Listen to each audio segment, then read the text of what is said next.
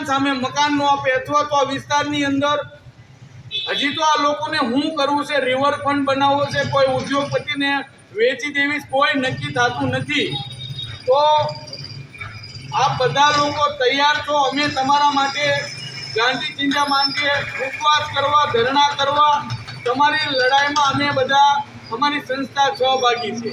જ્યાં સુધી અહીંના લોકો નિર્ણય લેશે કે લડવું છે ત્યાં સુધી અમે તમારી સાથે છીએ. નિર્ણય તમારે લેવાનો છે, પણ પછાત અને ગરીબ લોકોએ સંગઠિત થઈ અને લડાઈ લડવી પડશે. આજ દુઃખ સાથે કહેવું પડે કે હજારોની સંખ્યામાં માત્ર ને માત્ર ગરીબના ઝૂંપડા પાડવામાં આવે છે. એક બાજુ સરકાર એવો નિયમ બનાવે છે કે દરેકને ઘરનું ઘર મળશે, તો ક્યાં ભાઈ ઘરનું ઘર આપો પછી આ બેન દીકરીઓને તમે ખદેડો. તો ન્યાય મેળવવા માટે અમે તમને પૂછી છે કે તમે બધા આંદોલન માટે તૈયાર છો ભાઈઓ?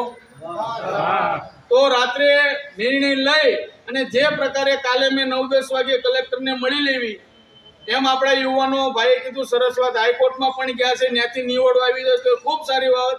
બાકી લડવાનું છે ગાંધી ચિંતા માર્ગે, અમે તમારી સાથે છીએ, તમે તૈયાર રહેજો.